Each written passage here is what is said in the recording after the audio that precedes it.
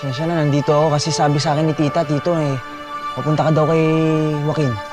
O bakit ka nandito? Pipigilan mo din ako. Hindi, nakita ko si Joaquin sa gasolinahan. Mukhang paalis na. Kaya nandito ako para iatid ka sa kanya. Talaga? Gagawin mo yun? True ba? Oo naman.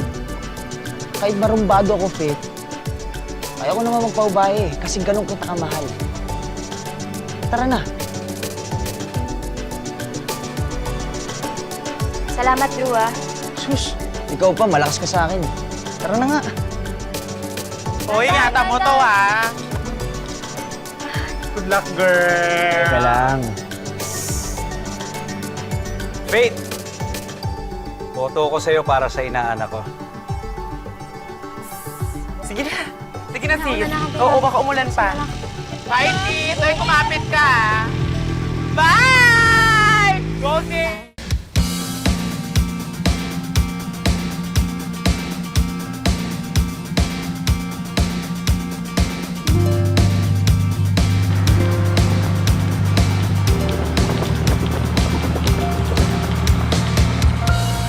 Please, please. Sana makapag-usap pa kami ni Joaquin.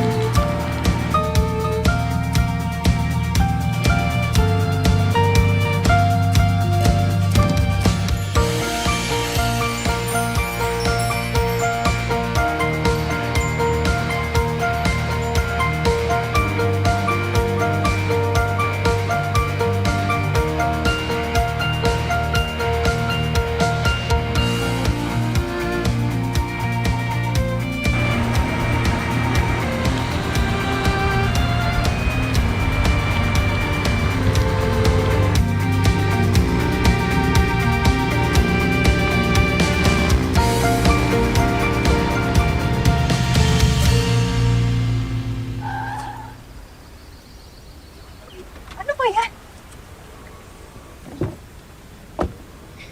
Joaquin!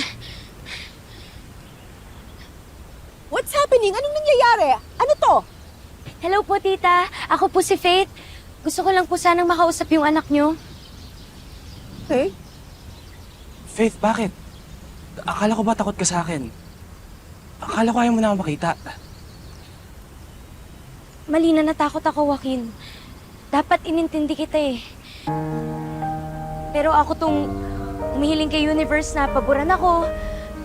Pero ikaw naman tong umaasa sa akin, kaya sorry kung tinalikuran kita. Hintayin ko yung paggaling mo. Susubaybayan ko yung recovery journey mo. Tutulungan kita na mag-manifest kay Universe na tuluyan ka na maging okay. Magiging support system mo ako. Promise yun. Kahit na magkalayo tayo, okay lang sa'yo kung gusto mo. Our friendly get-togethers are turning into visions of forever. If I just believe this foolish heart of mine. Faith, yes! Of course, yes! 1,000 times yes! I'm working on my anger issues, pero bukod dun, wala na akong ibang hihilingin sa universe. Kundi ang makasama ka, Faith. I think I'm